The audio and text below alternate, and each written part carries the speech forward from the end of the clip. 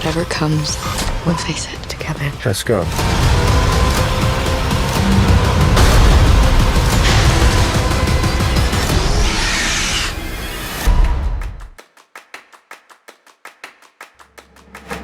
ShotDeck friends, we got another Shot Talk here.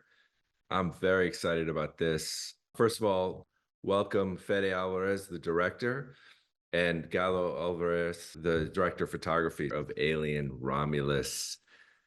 I mean, I was not a film school student, but I remember the one class I took in school, we talked about the difference between Alien and Aliens, and sort of imagining even just those two movies and the differences in the sort of formality of how these two filmmakers, Ridley Scott, James Cameron, and this movie wedges right in between. And so I'm really excited to talk to these two filmmakers about this incredible franchise and being now a part of its great legacy and delivering, I think, one of the best movies of the year.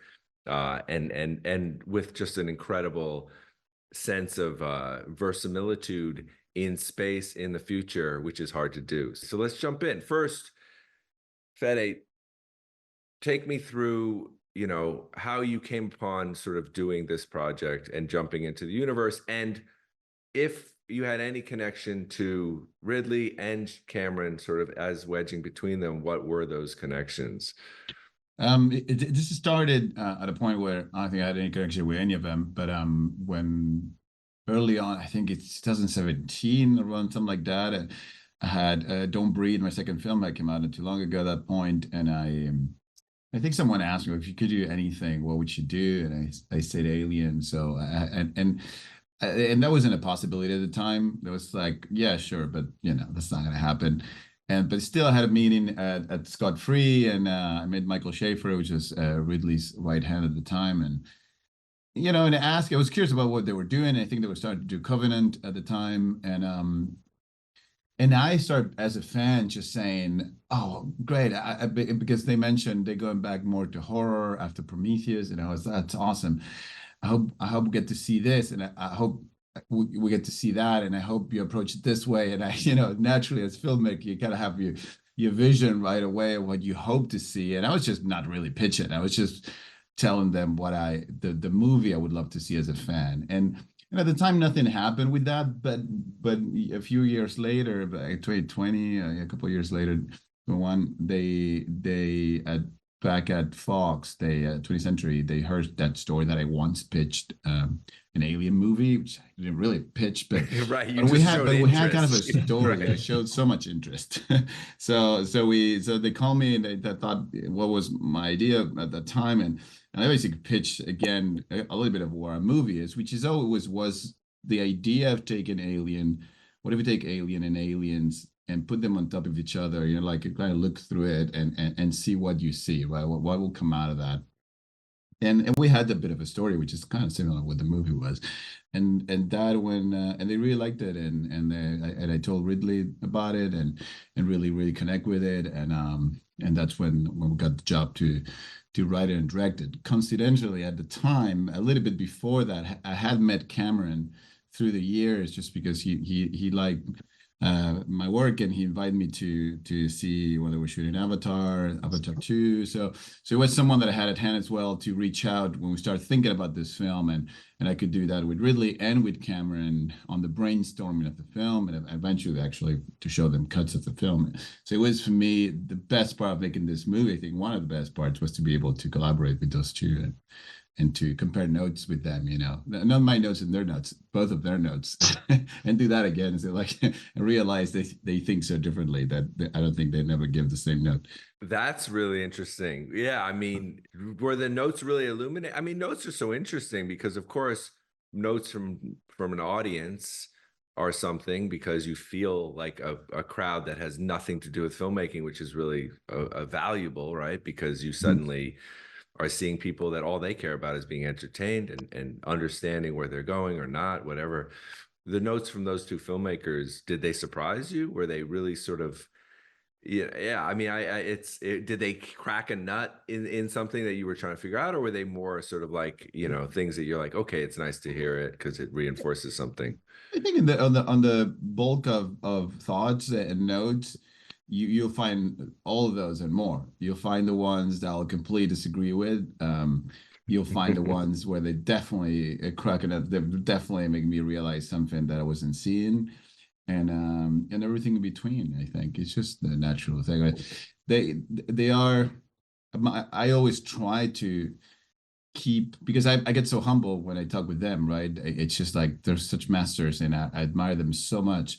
But I think the mistake will be just to go and do exactly what they tell me, or something Right. like that would be a mistake, and sometimes that happens. And so I have to make an effort to keep my ego up, and my arrogance of the director going, just to say, okay, I hear you on that one, but that's not how I'm gonna do it.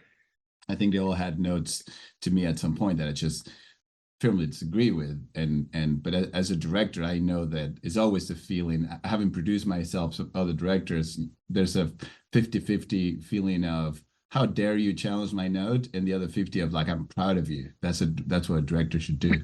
There you go. Like, I like But it. Keep your ego up. Like a nice, healthy amount of ego. You deserve it.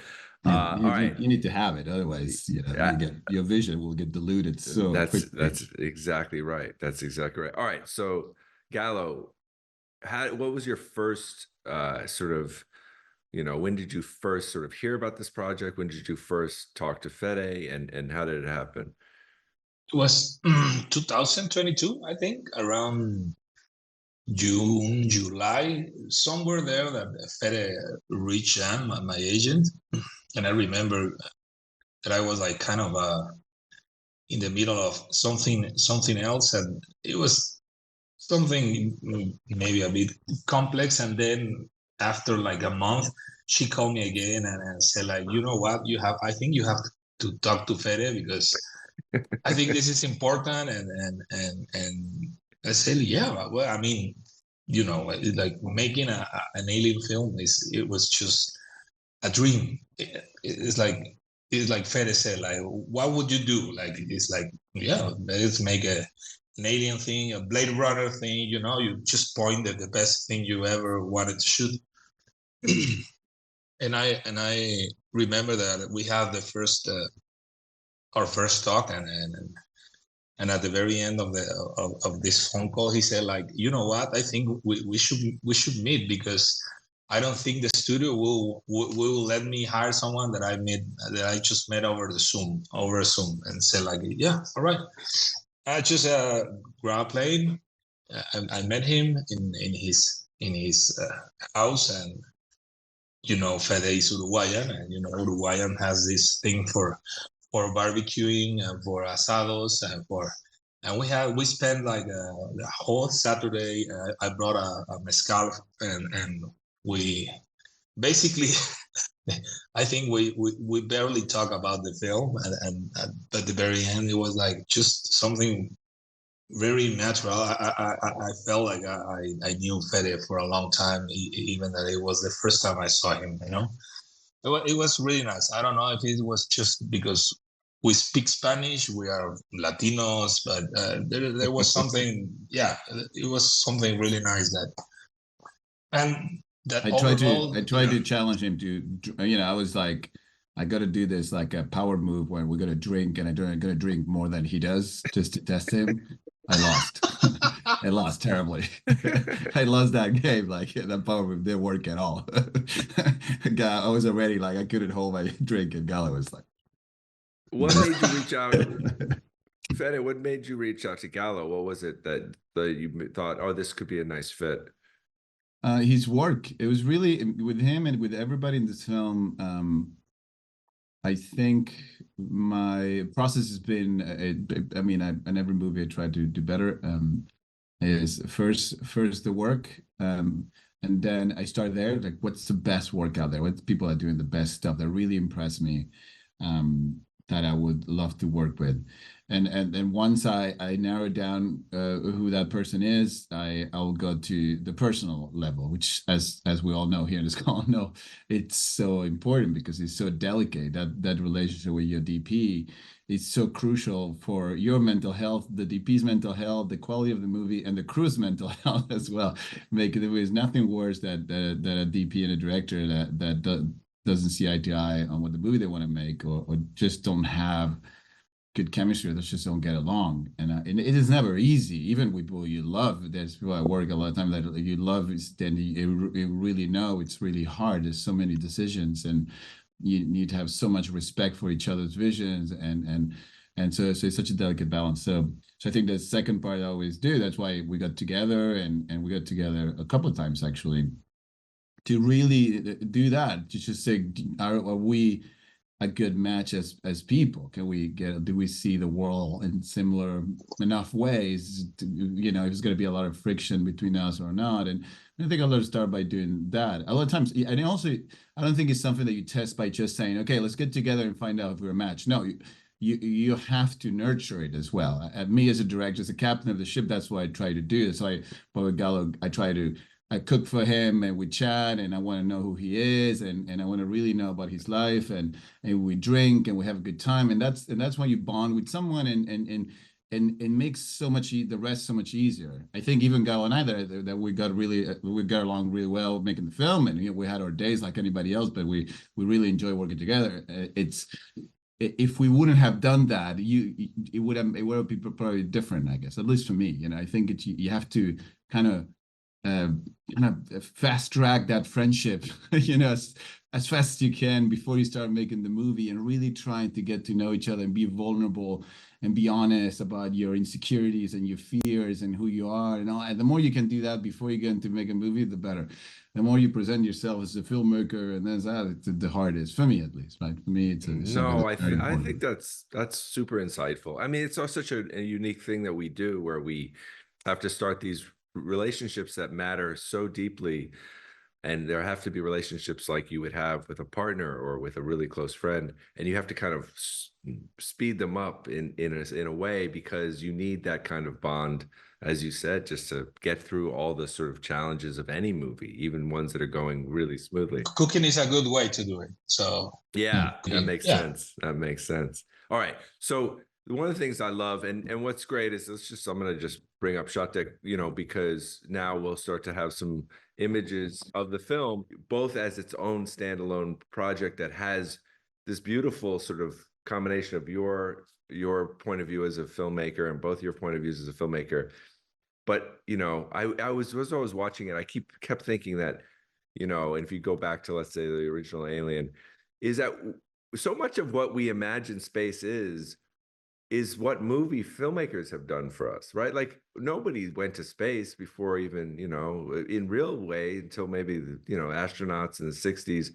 But the idea of what space is and what spaceships look like and all of these kind of things are really a reflection of other movies, right? And so now, living in this sort of world of Alien, what I love so much about what you guys do is that the world feels fully lived in, It's a world that never feels antiseptic and controlled. It feels like there's history here of hundreds and hundreds of thousands of years that got us to this place. Is that something that obviously there's some of that history in the other Alien films, or at least the early ones. Is that something you consciously think about in terms of designing the look and feel of this movie? Yeah, absolutely. I think it's the exercise we did together with all the head of departments, but when it comes to cinematography, is to look at the other films. We all agree they're masterpieces. Everybody agrees on that. The hardest question is why? Why is a masterpiece? Why is it so special? Why was it so special at the time? And why is it still relevant? So you have to go through, at least I need to go through a little bit of that process. And then you study it, and you kind of, and also at the same time, you have to look at what people were doing before these movies, right? So you look at early 70s science fiction, look nothing like this, and why it was such a leap, right? And that's when you find those adjectives, those find those characteristics of it, the lived-in part, if you look close at the chairs on Alien, they have duct tape and they used, and details like that, I think go a long way. But I think above all things, like there's a good example of what not to do. Galo and I will terrify ourselves by watching the bad versions of this, and it did the same effect on us. Watch bad movies that try to do it and fail, and you look at it and it puts terror in our heart. I remember like we and Galo watch it together, and Galo go, okay, turn it off, turn it off. Please stop. Yeah, I just want to unsee this shit. Fede, please don't make me do this again. We're not going to say what it was, but I think the trick, what makes me realize is when you look at it, it's horrendous, but you cannot put your finger exactly on why. And there's nothing more terrifying for us filmmakers, that you cannot explain. So it makes you think that you might make the same mistake, right? And so basically it's fear. It makes all of this was made of fear. It was I always say it's the best creative instigator is fear. But it's that thing when you watch a masterpiece, it looks easy filmmaking, and when you watch a bad movie, it makes you feel like every movie has the potential to be terrible, right? And that's when you have to really go into the detail. It's like, let's say like a shot of that cockpit there on the top center.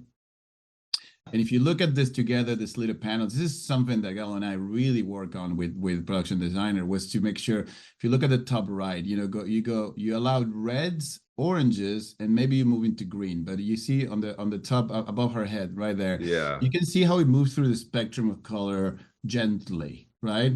You don't go from complete to opposite colors together.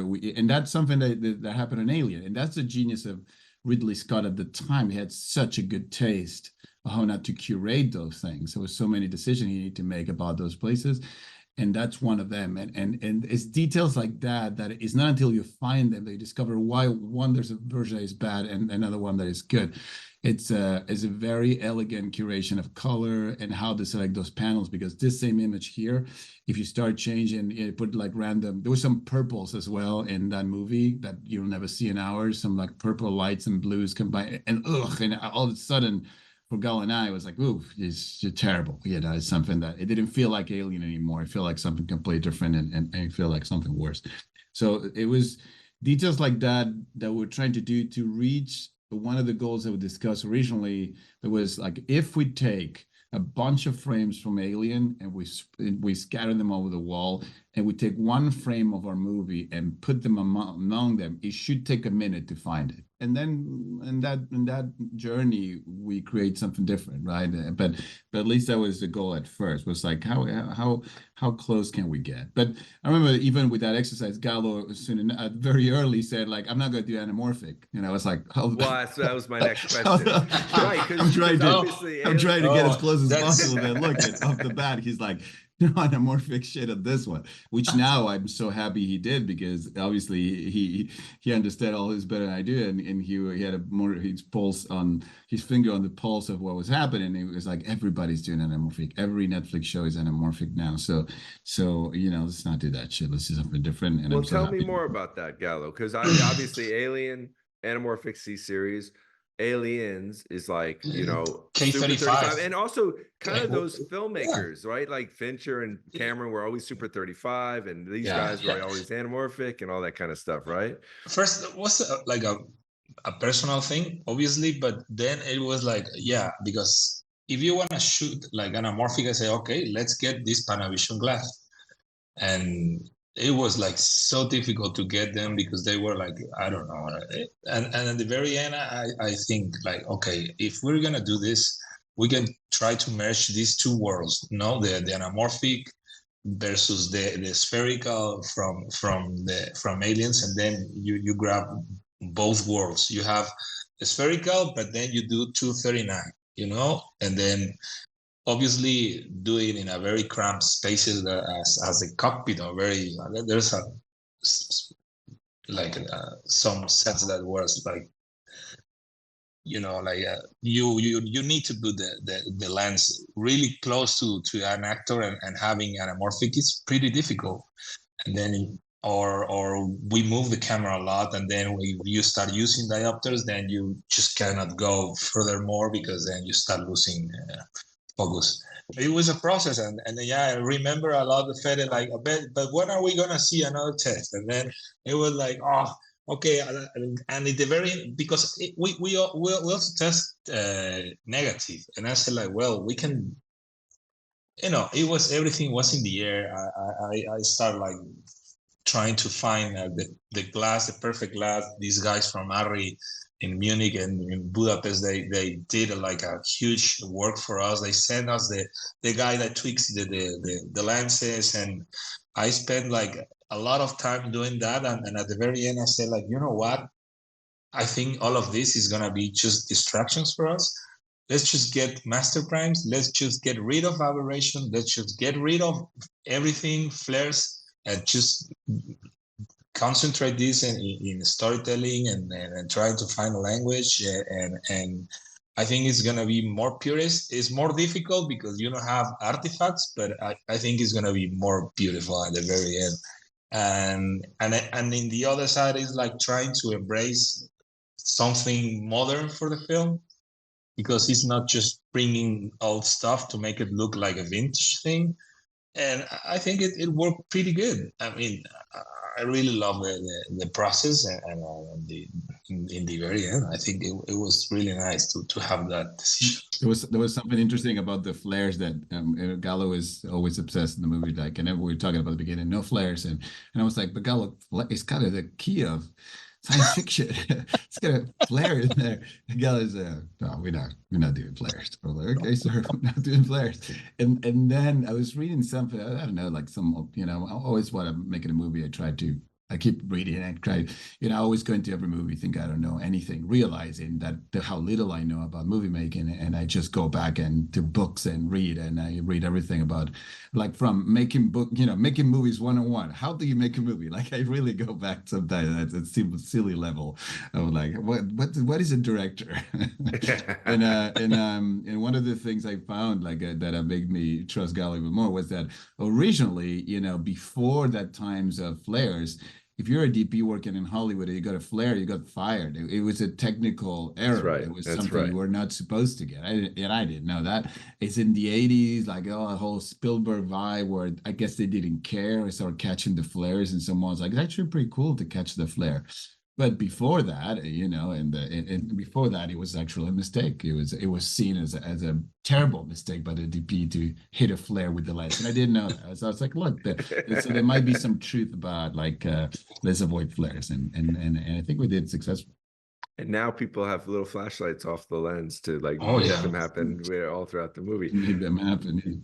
I mean, that scene with the government agent when she finds out the hours have doubled on her and she's got to be there for 5 or 6 years is so heart-wrenching and so instantly puts me in a frame of mind of the desperation and the sort of the place in the world that they live, right? That simple scene is really beautifully just like acted, but also the simplicity and even the lensing of it felt so of some other time. It did not feel like a movie made in 2024. This is where I really started feeling like this had this vibe that you guys were going for. I'm sorry, but you're not eligible for contract release yet.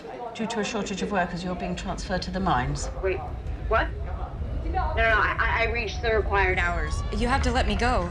Unfortunately, quotas have been raised to 24,000 hours, so you'll be released from contract in another 5 to 6 years. Thank you, and remember the company is really grateful for your ongoing service. We were trying to, it was really important, obviously, to explain to the audience why she needs to get out of there. Because the problem sometimes with these places in a movie is like you establish this, like, you know, like we come out into this amazing market, like there's like 500 people walking around, like, and although it's, you know, shitty and people are, you know, selling things on the floor and street food, the audience might go like, wow, I love that place. And you might say, well, the people are dying left and right. It just doesn't matter. Great. awesome movie location. So you gotta give a real reason, an emotional reason for the audience. Like, why does she need to get out of there? Why are they going to go through hell to get out of there? Why is it worth that some of them even died for the majority of them to get out of there if it comes to that? So you need to dramatize somehow in a very simple, in a very quick way as well, which is still what I love about movies, above television, is like you don't have the time. Television, you just have a whole episode or two sometimes to establish the reasons of the main characters. In movies, we have 15 minutes where we have to do it, so we have to really pull every trick out of the bag to figure that out. And that was one of those. It was partially on the script. I think some of that we amped up on post by adding some ADR here and changing the screens, but we really had to push that moment. I think also early on with Galo is I think we did cover the lady. I didn't want to have any shots of her at first. I felt it could be one of those that you'd never see the face of the company. We had it, and with my editor, it was back and forth of how many shots of her we're going to have, how important it is to have the face, and then we ended up having it. But it was really more about Kaylee's performance of her heartbreak. But also, it's very important for the movie to establish a character that at first is not a badass, which is something I thought was really, really important. I think lately, the last decade or so, we got, I don't know, the studios and filmmakers so anxious about making sure that every female character is a very strong, badass character, that they start badass at the beginning and then they have no journey and they don't do them a service. If you look at Terminator, let's say, Sarah Connor at the beginning of that movie, she's just you know, a young girl trying to go by, and they put ice cream on her pocket and she doesn't even complain. So you go, oh wow, how's she gonna survive a Terminator if she doesn't even complain when they put ice cream, when some kid pours some ice cream on her on her apron. So I think a lot of movies lately just start with the characters being badasses on page one because they're scared of showing some being too vulnerable. But Kaylee and I, we agree with the beginning, like we have to start there to feel the growth, and by the end, when you face this the threat the way you do, it feels like a big change. So that's why I think. That's why the movie feels different as well. I think that scene feels different. Like she's not fighting back. She's like just numbed and completely, just like we would be in that same situation. Most of us would just take it, right? That you are not in control of your own life, right? Like you have to escape. There's no other option because this foot is like on your neck, and they can change the rules like in that, right? And she hasn't seen the sun. This whole place she's lived hasn't seen the sun. 0 days of sun, Yeah. And she dreams about the sun. So here, talk us through this, Galo, just in terms of practically, because I'm always like, okay, beautiful world building here in terms of just the sense of space and all of this. There's so many moving lights in this movie. It's such a character of the film, right? The moving lights actually have as much influence on the storytelling as almost any movie I've ever seen. Tell me a little bit about this specific scene and how you beat it. I've had to do this once before where it was like a rising sun coming in and it had some technical challenges. Talk me through it and I'll just loop it a little. I just want to point here, Christian Paluk, the guy that actually made this madness possible, because our gaffer. Yeah, our gaffer was. I remember the early. They sent me the names, and you have to talk to them, and I said like. I watched what this guy has done. I said, maybe you have to call this guy. He wants to work with me, like this guy has like some of the best credits of, and I remember the first time I met him, it was like, I need someone to really put the heart on this, and it was crazy because I think there's not a single shot in this movie that doesn't have a light effect. Or is a blinking light or a moving light, or it was just basically insane. We have a huge port, but most of the time he had this wireless port with him. I have like some videos like him losing his shit, like doing like manually some effects, and it was like crazy. And I think it was not like planned at the but we have the privilege to shoot mostly chronological at some point, so it was so good for us to start seeing how all these worlds were built. And there's something that the three of us did. I remember this scene, and I don't know exactly how it went down, but Galo and I and Christian, we, and I've seen it differently in other teams, but for us, let's say we're putting this together, and we'd have that, and we had a big LED. We didn't have an LED wall. We had just had a bunch of sky panels just like put next to each other, program and some board so they can do a lot of things. But for this, we just obviously we needed a hard light that will move. So, and I think, and if the morning, let's say that was not there because we had a different plan, it was not working. Gal and I was like, well, we're gonna have to put some massive light in an old school crane, put it on the crane and rig it and do it. And well, it's gonna take 2 hours. Well, we'll wait 2 hours, rather get it right and do less setups, but do get the shot that we need. And we all kept our cool and wait, and whatever needed to be done was going to be done, and then we'll figure it out. How do I make the day at the end of the day? But the ability to pivot and not go crazy and just make the right decision for the shot is something that I felt we all had that in common. That Galo was super chill about it. He would go, cool, I'm gonna do that, and that's what I got to do. Got to put a big light. That's what we did. But that was our first approach. Like, we needed a real light, and actually on the reverse, it was like insane because but they need to replace it, and at the very end, like just leave it.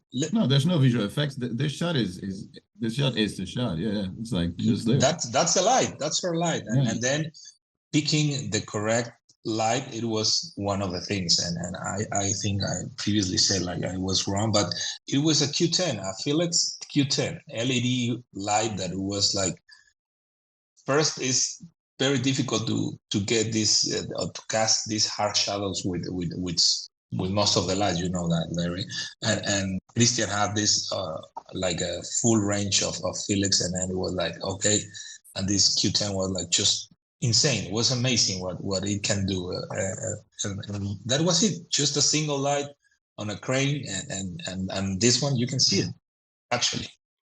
Do you guys? I have two questions. One about the chronological thing, but first, what's the philosophy that you shoot most of your movies in, specifically this one, in terms of, are you like a mostly single camera person? I noticed at times there's some on-axis cutting that made me think maybe you shoot two cameras. Obviously, even philosophically, you think about Ridley.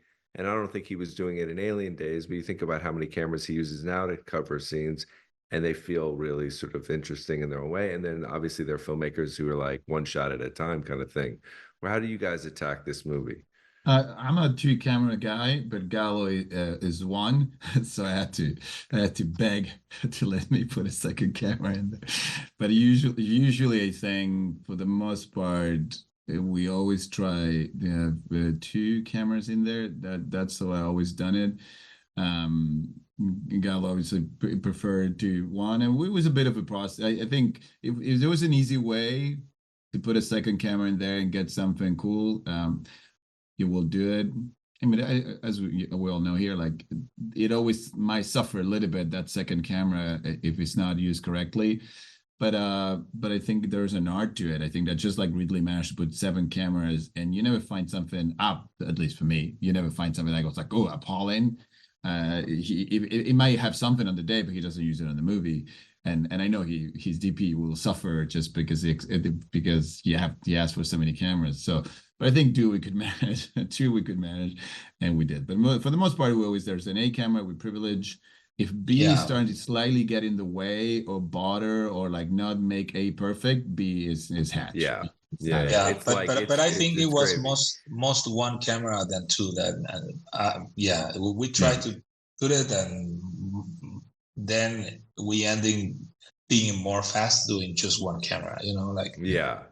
But and did you have sort of a hero close-up lens? It's funny because Rain almost gets her own lensing separate from the rest of them. That at least it sort of seemed like it. She gets certain close-ups, and maybe that's more in the editorial, but I started really noticing how you sort of separate her from the rest of the world.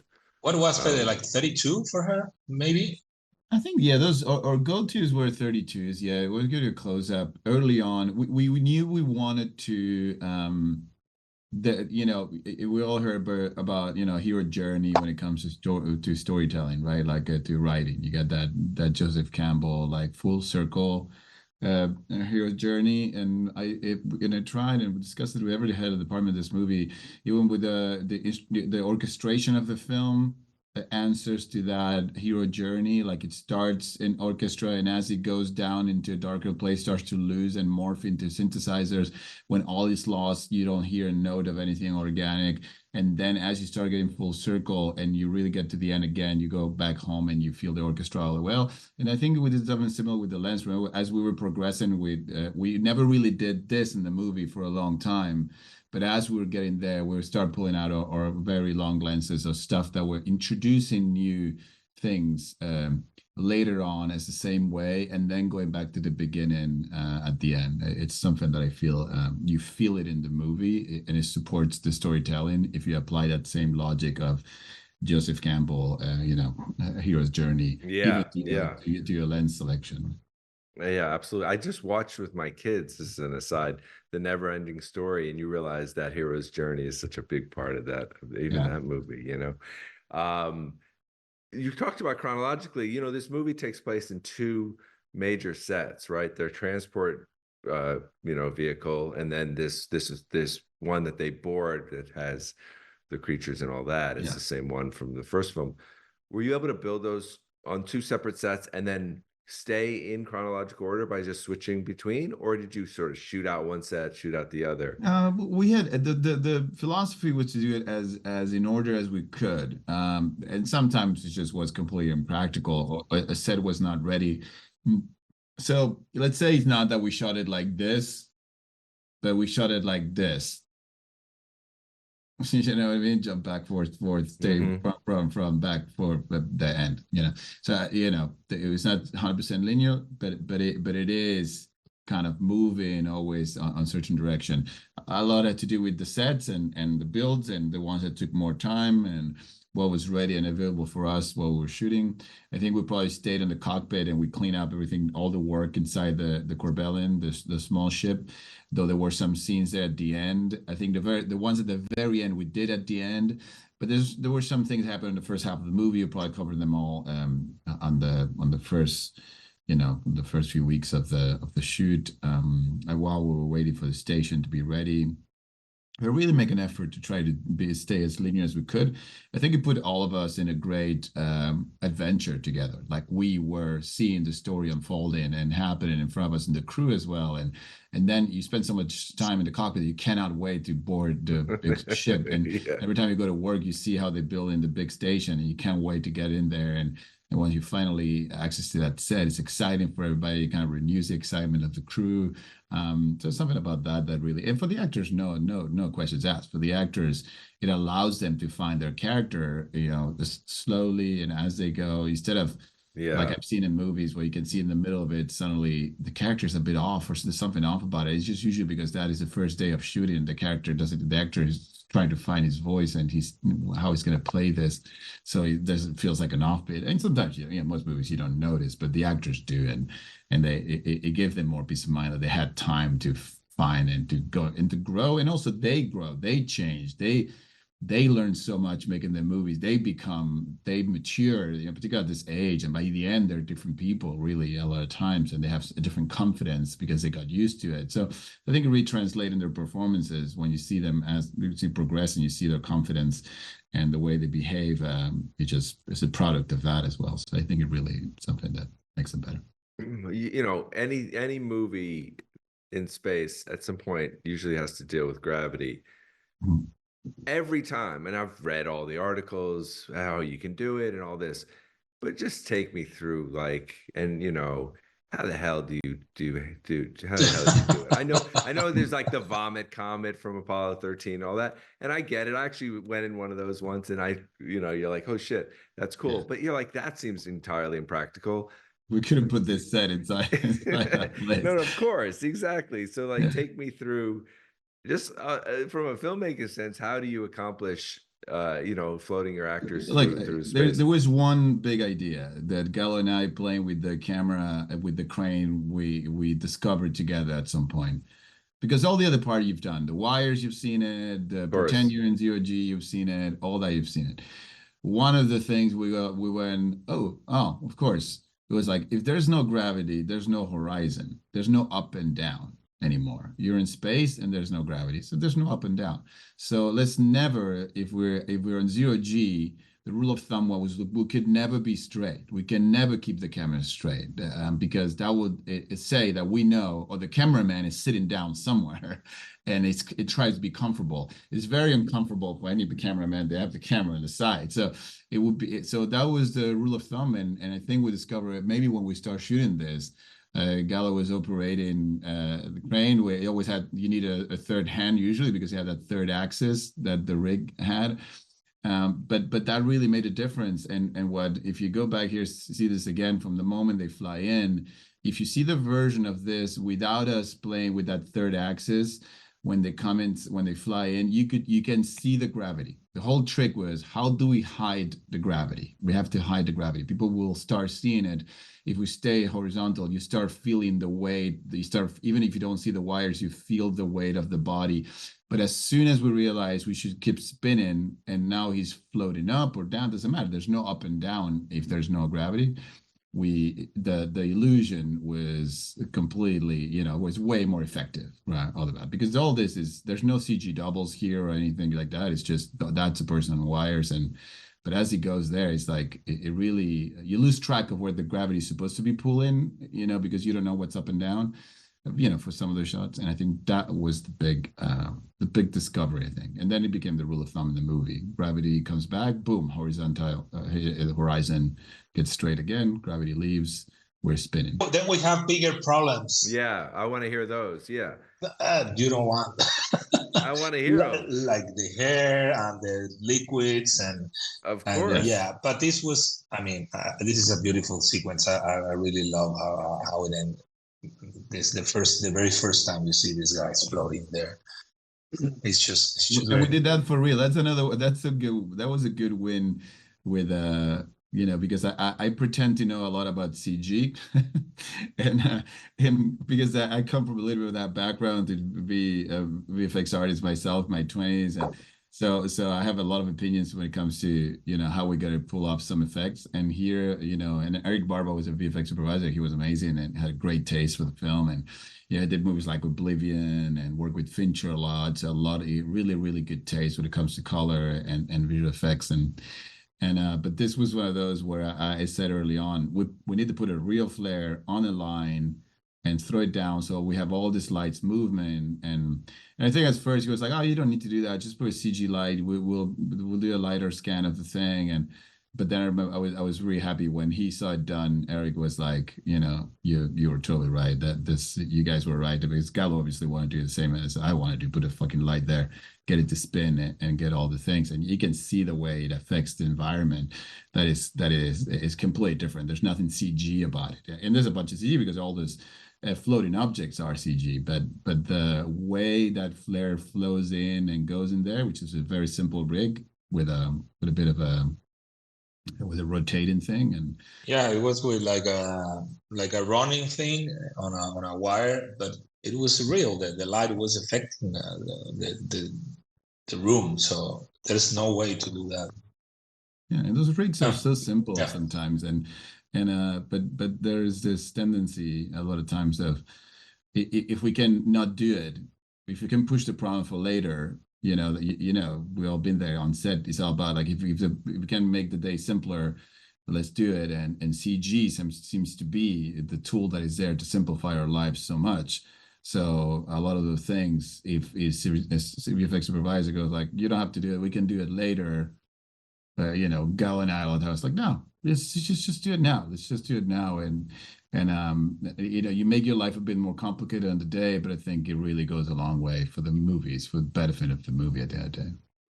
Yeah, that seemed to be the philosophy of the whole movie. A movie like this and feels like every single piece of lighting is integrated into the set. Yeah. So that it's a fully 360. Because that's where all these moving lights, like whether it's just an off-camera light that gives you a glimpse of something.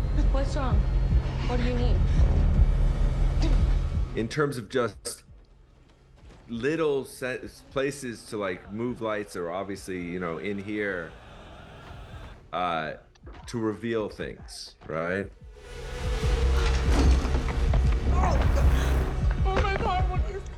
I don't remember exactly the number of we have outside of the cockpit this huge like half like of circle of vortexes. It was a huge thing. And well, but first inside the cockpit, I mean every button and every light, it was built in. And I spent like with the art guys and with the gaffer, like it was just insane, because most of the lights were some of the dials were from art, but then all the panels were like custom from the electric. So we had like a whole team cutting, and putting that, all of that to a board. So I mean, we did not have control of every single dial, but most of them were so you can have like pieces or on the floor, because yes, as you can see basically 360 the whole time, and it was pretty difficult to add some light on the floor or just to enhance. And then I remember when we were shooting this one, and besides the tight room we had for shooting, and the rig for Alien on the floor, and the people that were moving the little guy, and then I remember that we have this previous moment when the Corvella hit one of the tanks, and these moving lights start going, and I remember that when it's supposed to be after the moving lights, and then the yellow one. Yeah, so now this is introduced, exactly. Yeah. And then we keep shooting the scene, and at some point we say like, oh fuck, this is so good. I mean, we have to keep this for the whole scene, because you cannot just logical was just to keep it out, and then because the Corvella was to go into the hangar and land someplace, and we just keep it rolling the lights. It was just an insane amount of vortex. Oh, it's true. Now that you say that, it's true. Like, I think you set up that orange light only for the explosion to justify right. We saw it, and we thought, oh wow, it looks so cool. And it was like, why don't we do a sequence of a whoosh, whoosh, whoosh? And then I said, well, I'll justify, I'll make sure I incorporate in the design of the ship or the big station that there's this like street lights, and the ship is supposed to be flying by them. And we created, a creative idea that that ship hasn't been built at this point. We have concept art, but we don't know exactly what it's going to be. Yeah. So we had all the power to come up with the idea now, and then justify it into the lighting. We're stretching it by a lot if we keep that effect going, but the main objective was, at the end of the day, was obviously need to look cool, but above all things, when that Chestburster come out of her, you want to be as intense as you can, and you want to have a lighting that really sells it as a real creature. And it's all about really concealing, right? So as the light is constantly moving, not just in intensity, but also traveling, that left and right, that the shadow traveling and moving makes it way harder for your eye to discover the little tricks and to see that it's a puppet, or it really brings a lot of life to it. And it's such a lesson. We've done that many times in the movie. Every time we're gonna introduce a creature or something, we will talk with Galo, and dynamic lighting was the whole concept. It was like, what light can we move, and for what reason? And if it either is escape lights like we see in other places, or in this case, it's also a very familiar feeling.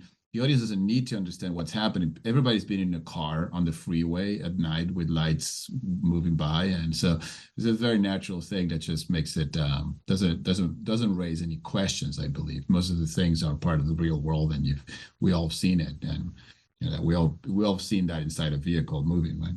Right, because the alternative, if it was a static light, is you then have to set the exposure at a place where you're like, I don't want to see too much, but I want to see enough. this allows you to see and then not see and not see, which is like, it becomes like one of the most effective tools, like you said, to see these creatures in a way that still is very mysterious, but you're also not straining to go, I don't see anything, and which is also can be frustrating for an audience. You really see it when the light hits it. You can really see the details, and you see the volume, the volume of it, because the light travels left to right, so you can see the teeth, being lit from different angles, and really makes it so 3D. I want to go back to the creature, but tell me, this moving light here that happens, that goes across there, was it on a dolly? Was it a series? Like, what was, because it's a big space, to travel. Yeah, it was a real hallway, and we rig on an electric car inside the stage.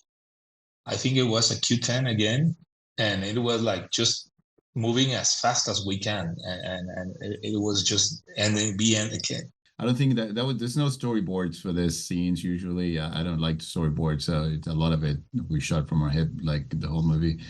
But I know I was probably on the corridor, and we talking, and then the grips are getting the light ready, for some sort of effect, and the light is on, and they start moving it up, and you see the beam suddenly doing moving, and I'm like, what the hell was that? and we both react to that, to the how magnificent what that little moment was, at the light just moving it. It's just the grips moving it, like relocating it very quickly or something, and we both thought like, oh, wait, we got to do something with that. And we we think fast on our feet, and we all ready to do it. And Galo was always ready to figure out the solution. We Gaffer, what is it? Okay, that's what we're doing. It's like, the Corbellion is right there. And usually I'm the only one that knows what the fuck is happening outside the ship, how the ship flies, because there's not a lot of animatics or storyboards. It's a bit of a mystery sometimes, unfortunately, for the crew, of what the hell is really happening with the ship. So, and sometimes we don't know really, but once you see that, you go like, now I know what's happening. The ship starts here at the airlock, and it's going to start moving on the side, drifting on the side with the headlights, pointing straight. And there we go. We have a justification to create a cool shot that in a way it does. It's one of the things that I learned from Ridley as well. And, talking with him about shots and Alien, a lot of times, he always talk about how many times he's been confronted about ideas are either they don't move the story forward, or they don't have any purpose, or why would they be there, or they're hard to justify. And Ridley he always has the same answer. Like he said, like I told him the same on Alien and on Blade Runner. The reason is because he looks fucking cool. By the way, that's also an element of a movie. You know what I mean? It's also just as much as like those. It has value. Absolutely, yeah. And this reminded me of when Ande sort of takes over and tries to re-enter the ship, where the moving lights really start actually almost having a character of their own, and the sort of lights that travel through these hallways. Galo, talk to me a little bit about even how you landed here in terms of the where to put them and how they travel and the speed. Is this something you did like in pre-lighting and with your gaffer and then presented to Fede? Like, tell me a little bit about that. Oh, this was pretty fun because we ended here. I mean, we have the same hallway like 3 times on different situations of the ship.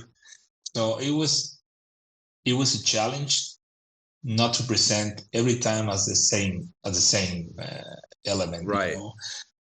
And we have on this, it was just the moment when you present this fella coming out of the cocoon, and it was just like, how do we make it like as scary as possible, and to have this sense of that you see but you are not going to see again.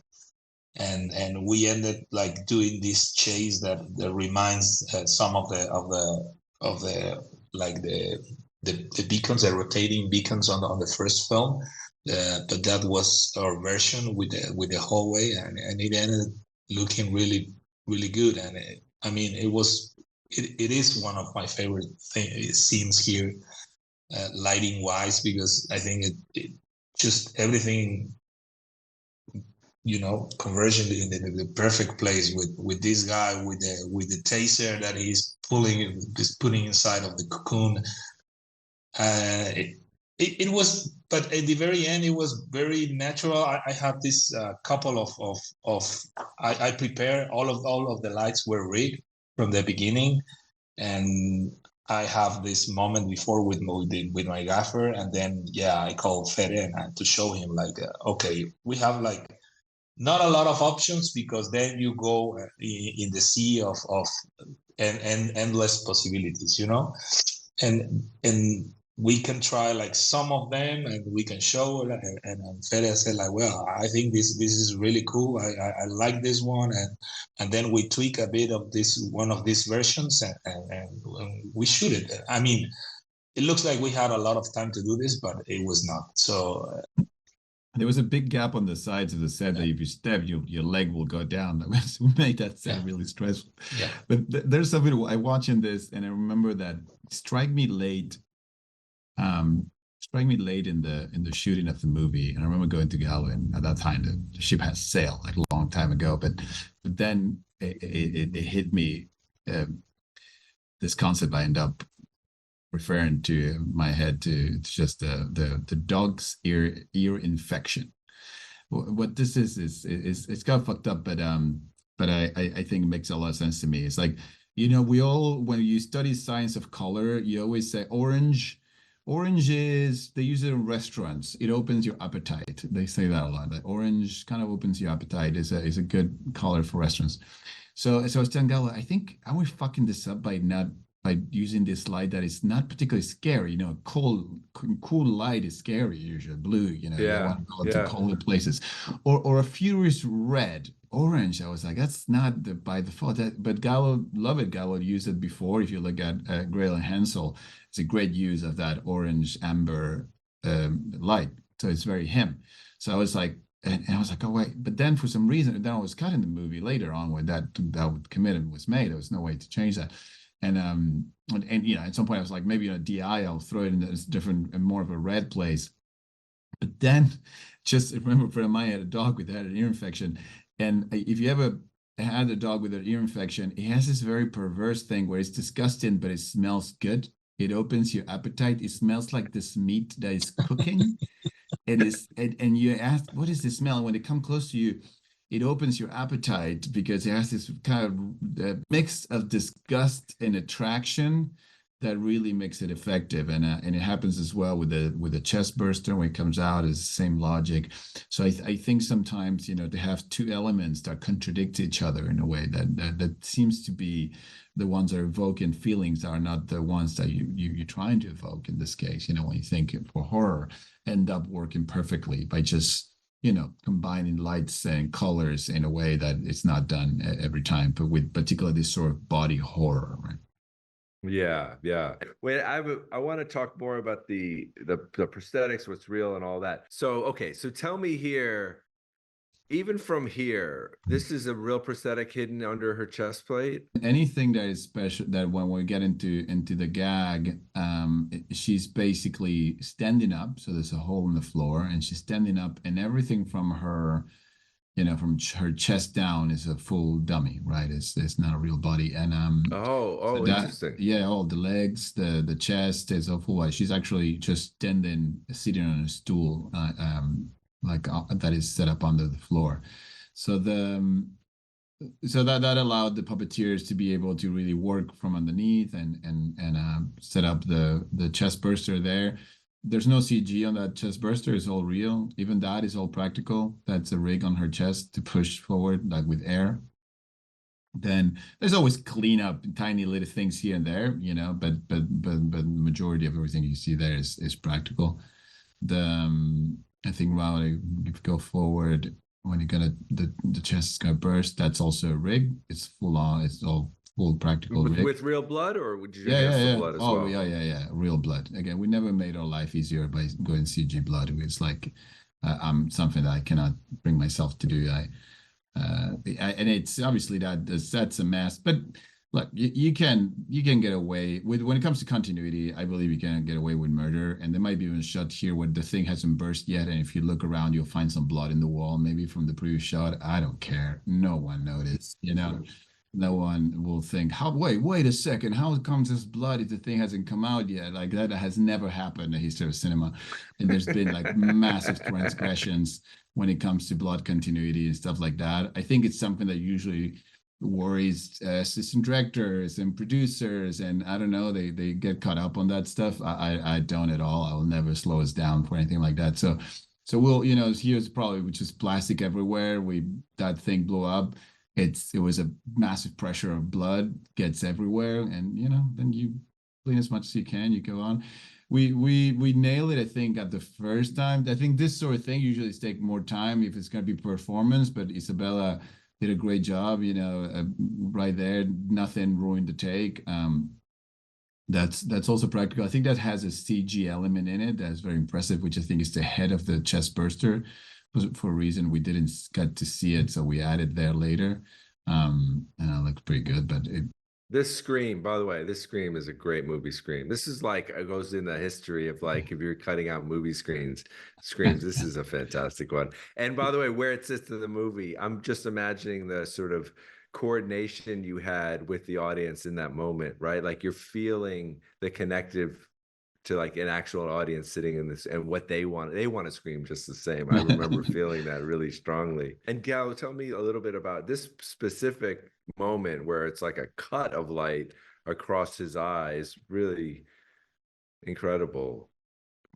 It's obviously quite an insert, and that natural amount of like, I don't know if within the alien, like within there is a light that would create this cut, and the sort of, you know, the electrode, the sort of the prod that they're using, is that a practical thing that's producing that blue light, or did you fake it with a light and then it sort of got, you know, put into electricity?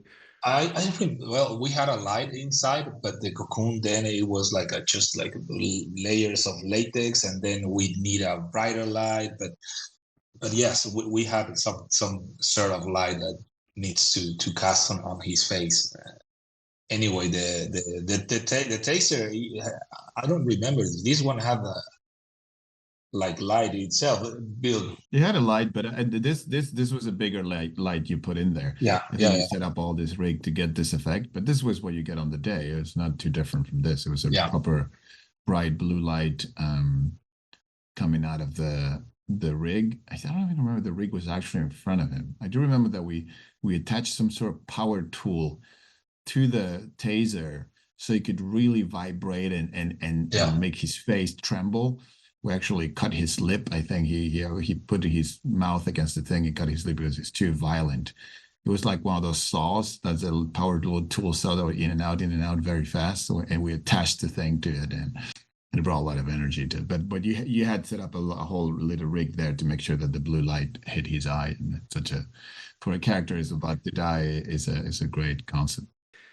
You know, it's interesting you said, because it's like that's a philosophy, right? Massive storyboarding, massive prevising, or sort of like constructing the scene and shooting it, right? Yeah. One of the things that I felt very strongly in this movie, and I didn't know, like, did you previs, whatever it is that sometimes in these movies that can be very science fiction-y, or, you know, or in modern filmmaking in this days of like previs and storyboarding, is you feel the sort of like, I'm shooting this shot because it's filling this piece of time, and then I'm feeling, and you never get a sense of a whole scene. Throughout this whole movie, even when you're doing a lot of cutting, and I always felt like there was a scene to shoot. You're like, okay, we're shooting this scene. It has a beginning, it has an end, and then you sort of figure out where to put the camera within that scene to capture these moments. It always felt super organic in that way. And when you were saying like, how do you guys attack a shooting day? Well, when it has to do with this, you know, specifically, we look at a shot like this, something that I think I was always concerned at the beginning what's going to be the connection between the real world and the CG world, right? A lot of the exterior shots obviously have to be full CG, although a lot of those stuff, you know, even the Corbellin, we built a massive miniature of the Corbellin by hand. Ian Hunter, just his master of miniatures. I worked from Total Recall to Batman movies and Interstellar, and like he's like, this guy builds incredible ships. He built it, and then we scan it, and then ILM, Weta had the CG asset that is based on a real scan. That's something built by hand, so he has that tactile old school vibe that was very important to get.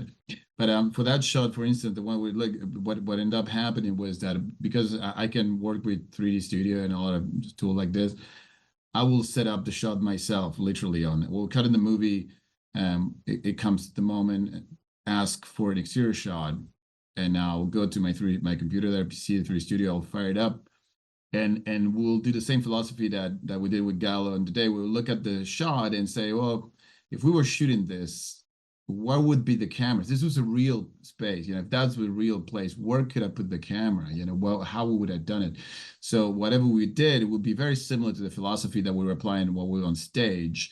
And I will set up the thing, we'll shoot it, a lot of times we look at it with Galo, and when it comes to the light, Galo has sessions with ILM to look at it, and I will ask Galo, talk to them as you talk to your gaffer. I need a big light here, I need to turn this off, I need some fill from here, and he will give them all this direction to make sure he was the DP of the CG as well, to make sure it had consistency. Otherwise, the first run of some of the shots, they didn't look like it belonged to a movie. They were like, they feel very Star Warsy, or like they just felt like a different thing. And at first I was very scared of it. I was like, no, we cannot do this. It has to feel like if this was an exterior shot done on our main unit set.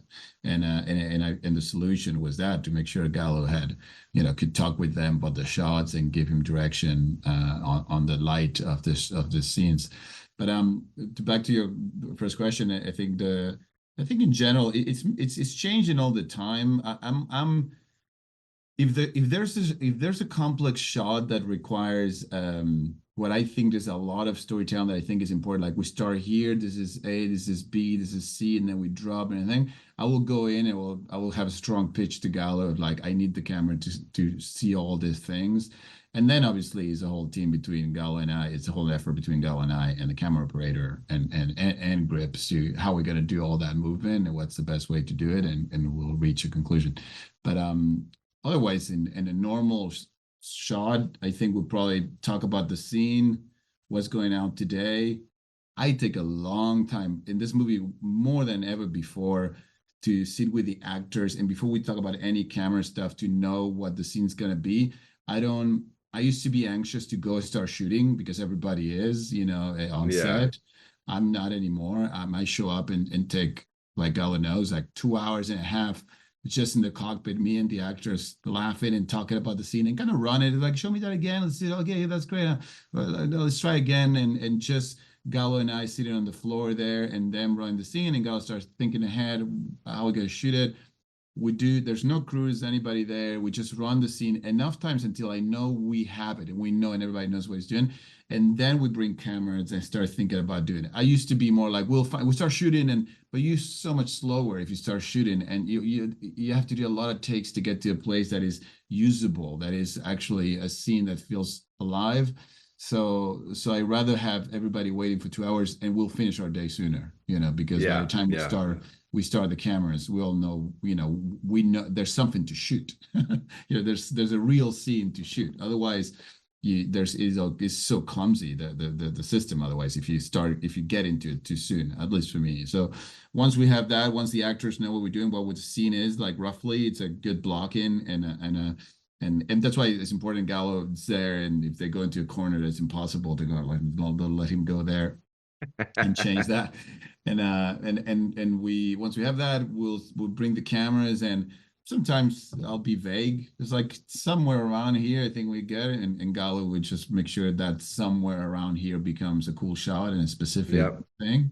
Get it on its feet. A proper idea of that, and many times as well, I would say, I think it's here, that's what I need. And Galo goes like, yeah, but if you actually do it from this other side, it looks way cooler. And I go, oh, you're totally right. Or nah, but I need this because I want to see that monitor in the back. And okay, good. So usually it was and it was quite it was painless, at least, right, Galo? We didn't have a lot of days of like, fuck that, that's the terrible place. But Galo will be honest with me as well, which I always want. of saying, like, if it's a terrible idea, I will see it in his face. There's no way I can help it. So yeah, which is what you want. You never want. I always say nothing scares me the most than a crew that says, "Yes, sir. Yes, sir. Yes." I'm like, fucking hell, what's happening here? Like, you feel like you're running straight to your death. Like if everybody started, they're just letting you go. Go straight to failure. So it's important, and most of the GP that it has the confidence and the good relationship with you of telling you to your face that what you're pitching is a terrible idea. Yeah, this is dog shit. Yeah, this is dog shit. Exactly. And Galo, during that time when Fede's like dealing with the actors, are you sort of quietly looking at different positions in the space? Are you doing that with house lights on, or are you trying to do it in a set that still has the life of the set so you can see how the light falls on them? I try to get them like something that gets them in the mood, not because most of the time we have very dark sets, so they need to see where they were. But yeah, I try to make them like, okay, let's get a sense of where they are, so it will be better for them. I think, and that helped a lot, because I was just loitering on the sets while they were talking.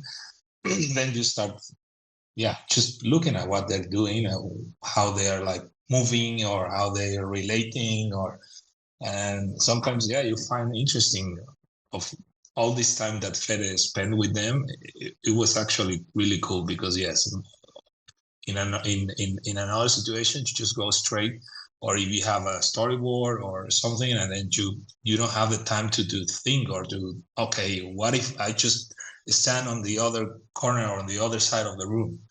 And as we have like this huge 360 set, so it was basically possible to shoot from every angle. So that was a good thing, just to walk among them, and that was pretty fantastic. Yeah, that's where you could discover the different opportunities. You have time. I love that style. I love it. Yeah. By the way, very similar to the way Todd Phillips works. He'll spend 2 hours too. Same thing. Just like, it's all about the actors, and then you're like, okay, let's go. Yeah. We made a whole movie called Due Date, and every day Robert Downey Jr. and Zach Galifianakis would go into a car with Todd. They'd rip up the script. In the end, they came out, the script was still kind of the same, but they needed to break it, so they made it their own. And it was 3 hours, and then they'd come out, and we finished every day a little bit early. It didn't cost, but it takes confidence. You're absolutely right. Early days as a director to oh my God, everyone's waiting for 2.5 hours. This is like, my stress level must be going really high. Yeah.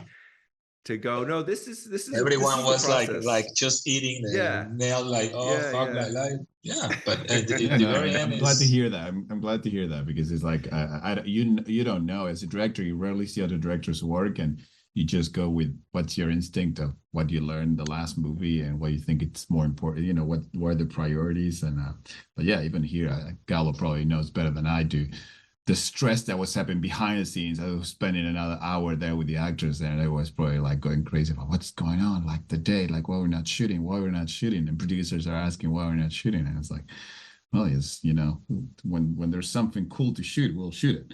Exactly. Otherwise, you have so many hours of useless shots of a scene that evolve, and usually by the last takes of the third setup, you go like, oh, this is what the scene is. So you waste all that time. It just really it's very important. That's really cool. You have the time, and the rehearsal doesn't do it for you. Some people might think, no. Why don't you rehearse?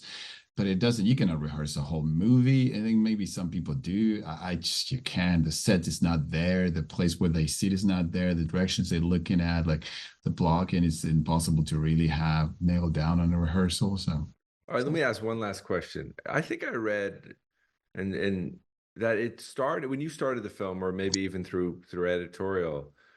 It was just going to be a Hulu. It was going to be a streaming movie. Yeah, but that was more of a product of the times. I mean, remember that we started the serious conversation about the movie started in 2020, so there was no theaters. There was no, and 21 was when we really started making deals. I believe still things were in shambles, and It was the time when everybody was betting big on their streaming services.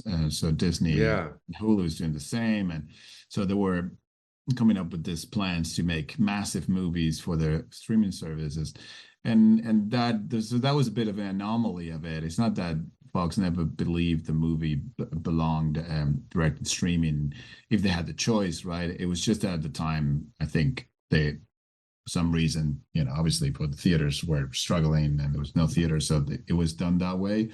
But soon enough, we knew it was going to pivot. I think there's some movies they did before that they couldn't pivot. Like Prey is a good example of that. Right. It's a movie that definitely deserved to be in theaters, but when they saw the movie, they wanted that, but they couldn't. Just the deal, the way it was done, it was just complex. I don't want to get into all the details. I don't know all the details of it, but they just really couldn't pivot to it. And but with ours, they could. And as soon, I think, as we start shooting, which is interesting. Someone asked me about the aspect ratio of it all and how we decide on because it ended up being IMAX, and it's the highest grossing horror movie in IMAX in the history of IMAX. Really did really well for the format. Really worked well, but we never really truly frame it for that. We shot it in Alexa 35. That's IMAX certified and had that sort of almost.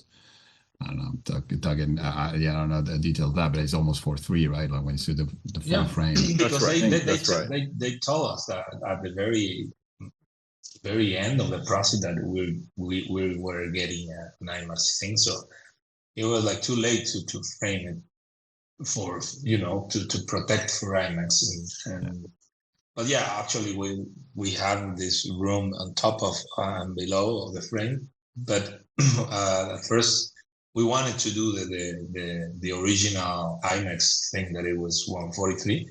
But it was not possible because it was not native. So they said like, okay, you guys can do 190. And when we start looking at 190, I mean, you to reframe a lot. I mean, the 239 is it had us a lot of work of that. But with 190, it was like, oh, fuck, it looks like pretty nice on this one. It was surprising how that the immersive thing. I remember when we were with Mitch like grading this, he told us like a trick, like if you wanna, because we didn't, at least I didn't came to the IMAX thing, and he said like you need to sit like really in front of the screen so you can feel how it's gonna look this way, and we just sit like pretty close to the screen where we grading. And it was like, oh yeah, it's just really immersive. This 190 thing that ended on that version, but yeah, cool. Yeah, well, it made me think of it more because obviously, as filmmakers, we make films where we make them, right? And any movie that gets greenlit is a blessing, right? But of course, we all grew up as like the one place you could see movies before VHS or whatever, obviously even with that was the theater. I can't imagine this movie not being, not watching it in the theater, right? It's like one horror, you feel the presence of all these other human beings when you watch something like this.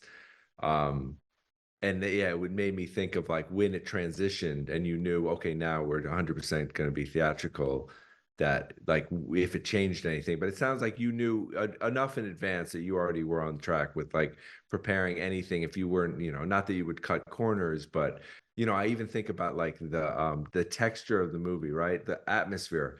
There was a time during COVID when people were really saying, well, maybe we can't use atmosphere anymore in movies. Yeah, we're not part of a committee. It was terrifying because obviously I love smoke. I love smoke too. Well, some of it was the health of the actors. Some of it was like spreading things. It's a lot of things. It's actually not 100% still not an issue. It comes up still on sets.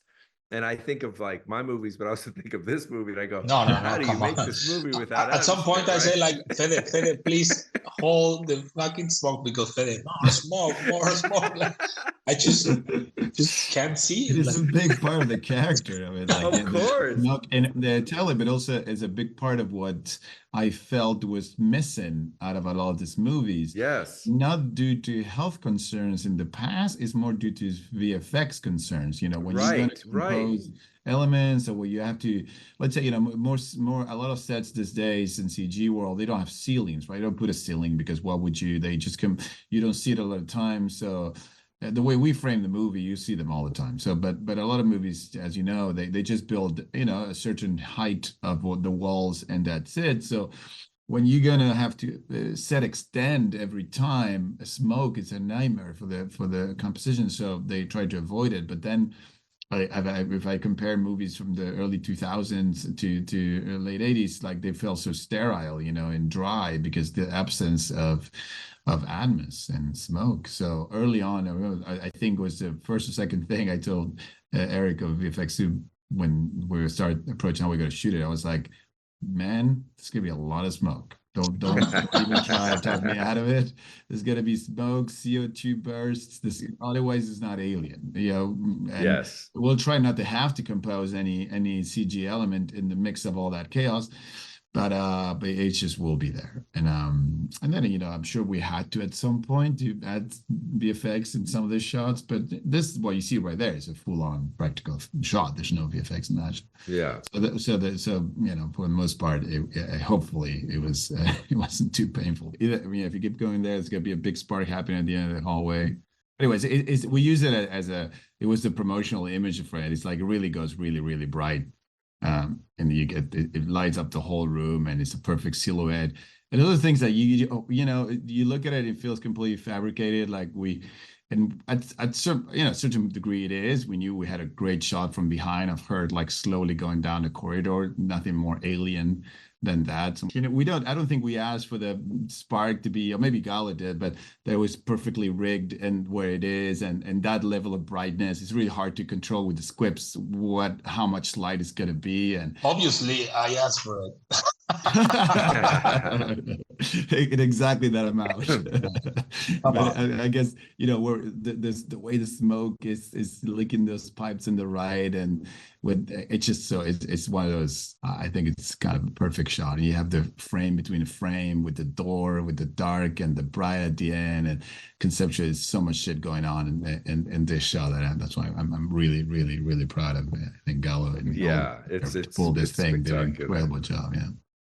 Yeah. Even that on this corridor later on the movie when Kaylee's escaping from the offspring, the creature at the end, and there's an event that happens where this tank of cryofuel gets cut, and then this massive cloud is chasing her.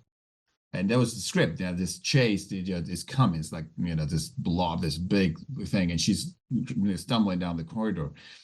And that was one of those. I was like, okay, that's gonna have to be CG. There's no way to control that thing. And I was like, well, let's find out if there's way or not. And we were shooting a different set. And by lunch, I went to this set. We went there with Galo and Norby, the special effect guy. I was like, okay, let's just try it. Just put this flood the back room with smoke, and it's gonna have to move somewhere. Let's make sure it's closed and there's no way to escape. And then we saw it, and it was perfect, beautiful billow of smoke just slowly moving down. And then we saw how quickly can we reset. We open a thing, we just blow it up, clean. We can do it again. And I was like, there you go, we did it. And then on the movie, we did it, and it works so well. She's there, and it really, and she's kind of, you know, collapsing. It's coming very close, and there's a beauty and a perfection to that if it was CG, you'll have to rotoscope the shit out of her and trying to come up with, and the look of smoke, those very organic fluids, they can be good now. Maybe they'll fool us today, but in 10 years, you look back and you go, ooh, that CG cloud in the back. So there's many things that we just, and for us, you know, for me, you have to afford to look like an idiot when you pitch it. And because maybe they try it and everybody would laugh at how impossible or how silly that idea was. And you know, I tried to care less and less in every movie and just pitch the silly idea, try it, and sometimes it works, sometimes it doesn't. But it's great to have a crew that entertains it. They go like, sure, let's just try it. Yes, we even tried in the movie. There's a moment, there's a shot, there's a close up of someone getting goosebumps in the hand. And I remember Galo and I was like, can we try to get it for real? And everybody was like, and those are the things that fired up the whole crew. Like, yeah, let's try. Yeah, how do you do it? But how do you do it? I was like, okay, let's try it. And everybody started pitch ideas. And I put an ice cube in his neck. It doesn't work. I think, we tried a bunch of stuff. Someone goes like, you have to put on his balls. I was like, we're not doing that. It was all the try things. And we couldn't get it. We was like, we can't. Okay, CG, we'll do it. Fine. But at least we try. And it is one of my memories on set when you have, 150 people, everybody focusing and trying to give the actor a real goosebump is such an engaging thing. I think that's true movie making, when everybody is concentrating something so micro and trying to figure out how the fuck to pull this off. It's one of my favorite parts of making movies, when you really get everybody on the same page, man.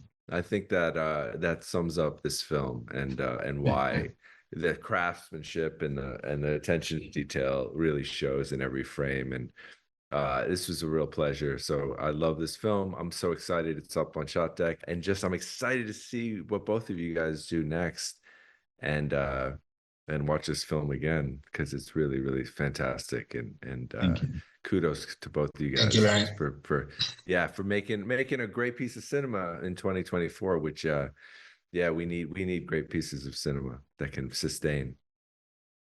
Thank you very much. Thank you so much. All right. Yeah, it's a real pleasure.